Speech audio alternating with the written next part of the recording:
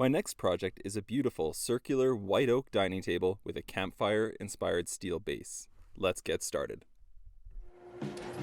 I first needed to mill all of my 6/4 white oak. All of my lumber is bought rough cut, so the first step is to head to the jointer to get one nice flat side. I try to take off as little material as possible, so every pass is taking off about a 32nd of an inch. Usually it only takes a few passes and I have a nice flat face that I can then reference on the fence of the jointer to get a perfect perpendicular edge. Milling your lumber properly at the start takes some time, but it is so worth the extra effort as it makes everything else along the way a lot easier.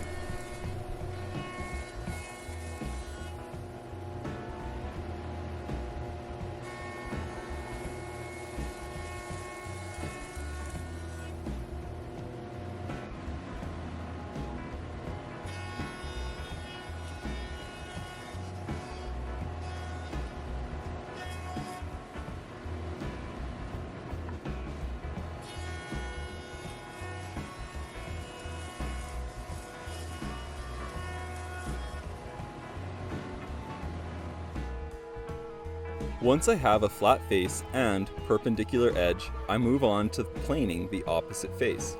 My final thickness for this project was just over 1.25 inches.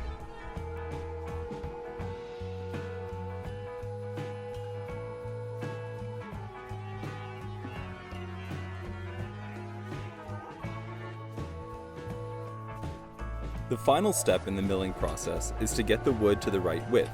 For that, I head over to the table saw. I ripped each piece down, only taking off as little material as possible.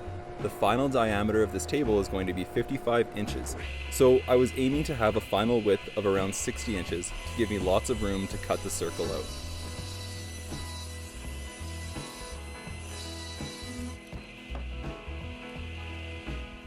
I picked up this new camera slider off of a buy and sell site. I'm really liking the creative shots that I can get with it.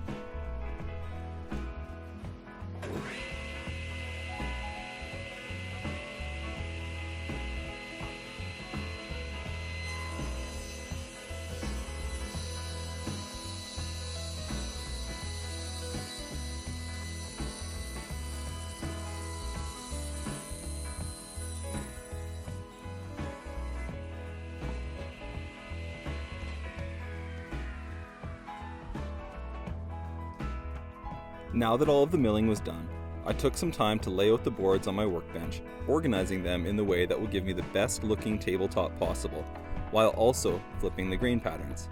I then marked each one to make sure I put them back in the right order for my glue up. Once I was happy with the layout, I took a piece of string that was 27 inches long and marked out approximately where my circle would be. I wanted to make sure that when I put in dominoes, I wasn't going to run into one when cutting the circle out. That would lead to a lot of profanity. I made the circle 1 inch under my final diameter so that I knew that any domino that landed inside that circle would definitely be safe. When I had the circle laid out, I then took my straight edge, also known as just a long ruler, and marked out some lines for dominoes.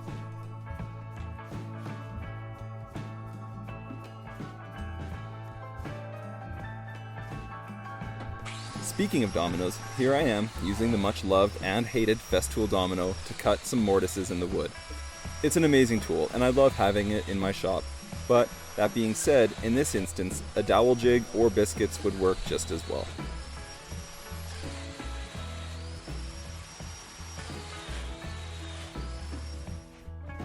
When the mortises were cut and it was time for the glue up, I enlisted the help of my dad as there were quite a few parts to this and it made everything a little less stressful having an extra set of hands. The company wasn't great, but hey, what can you do? Kidding, of course. With the extra time in milling at the beginning and everything starting flat and square, it definitely makes it a lot easier to do the glue up. Once a little bit of clamping pressure was applied, we used our old trusty eyeballs to make sure that this top was staying nice and flat. Of course, we also put a ruler on that top, just to make sure. As the glue was drying, I started setting up my router to eventually cut out the circle. For this, I just use a scrap piece of 1/4 inch plywood, a very rudimentary setup, but it is a lot cheaper than any fancy jig. I removed the base plate of my router, marked out where to drill holes on the plywood, and then attached the plywood to the base of my router. Off camera, I also drilled a hole for the bit to extend through. Once the plywood was attached, I measured from the inside edge of my router bit down the plywood 27.5 inches and made a line.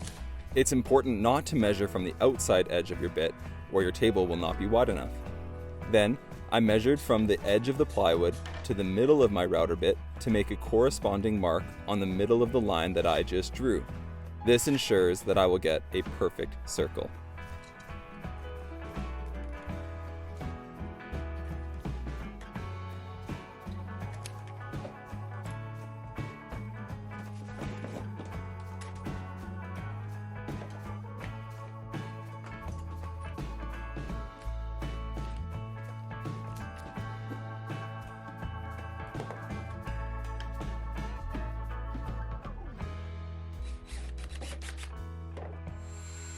Then I drilled a small hole in the table and put a steel peg through the plywood into that hole.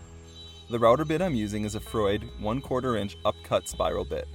It worked really well as long as I took shallow passes and went nice and slow. It's also important to rotate the router counterclockwise to ensure there's no tear out. I ended up taking about 1/4 inch in each pass and did 4 passes. Now I know what you're thinking. That doesn't get me through the entire table, and you're absolutely right. I didn't want to go through in fear of the large offcuts shattering my toes, so instead I leave about 1/4 inch to cut through with my jigsaw. Once the larger corners of waste had been cleared away, I can then flip the table over and switch out the router bit for a flush trim bit. Running the bearing against the parts that I cut out with the circle jig clears away the rest of the waste, leaving me with a nice, smooth, round circle.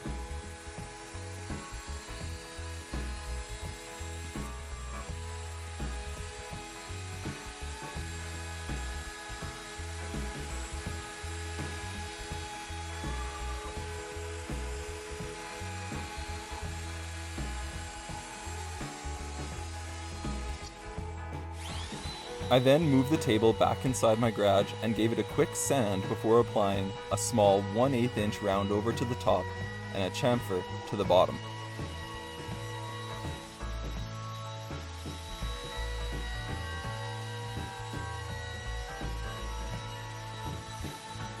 And then I began the long, tedious task of sanding up through the grits, starting with 120 and working my way up to 220. Paying close attention to the edges as well to make sure that those are nice and smooth.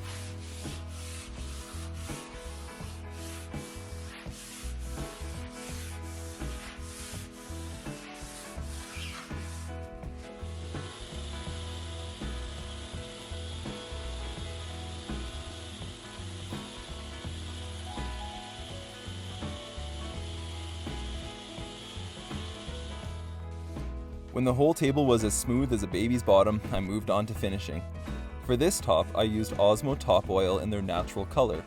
I used an old car wash card to spread it out so that it just doesn't get soaked up into the rag.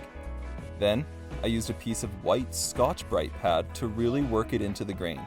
Let it sit for a while and then come back and wipe it off with a clean cotton t-shirt. Not a t-shirt that I will wear again. You only make that mistake once.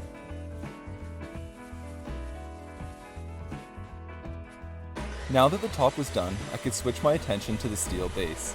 It is a really unique design. I think it's referred to as a campfire base, although it also reminds me of the Olympic torch in Vancouver.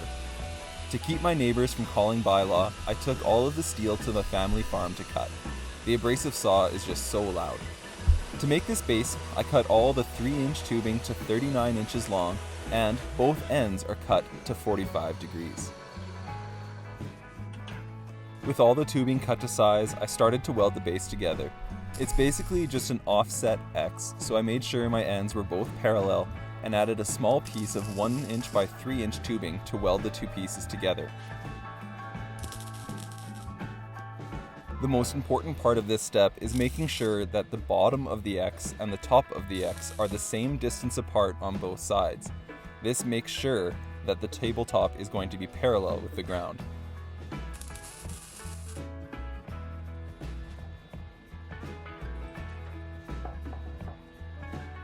You'll see here in a second that I measured this, I bet you, 30 times. to make sure that those distances were the same.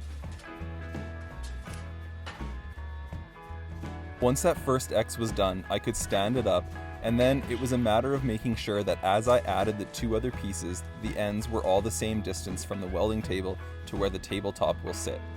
I used clamps and some magnets to help me get them set up properly. The next two pieces I tacked to the original X parts and then came back and welded another support piece on the bottom.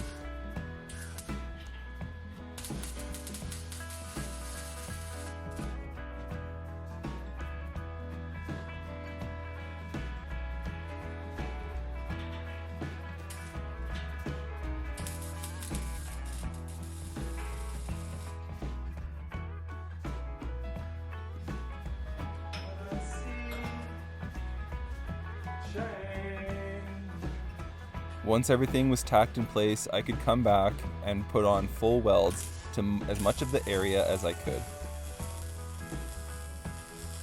The nice thing about this base is that most of the welds are hidden, so there's very minimal grinding involved.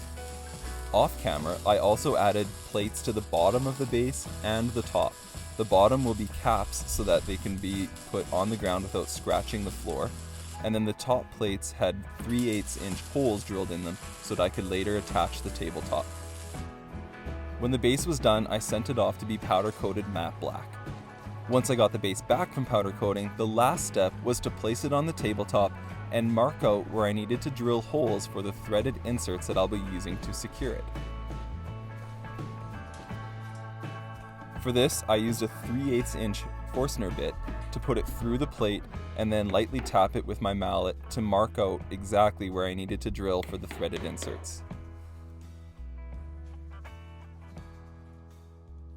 With those marked out, I used a 3/8 inch brad point drill bit to drill the holes for the threaded inserts.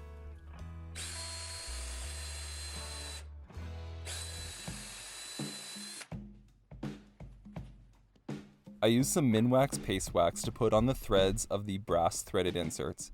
This makes them go in a lot smoother and reduces the risk that the threads will break. These inserts are great and allow the wood to expand and contract in seasonal movement without splitting. With that, the table was done and I could get some glory shots and get it ready to deliver. Thanks so much for watching. I really hope that you enjoyed the video. If you did, please hit that like and subscribe button and leave me a comment down below telling me what your favorite part was. Thanks so much.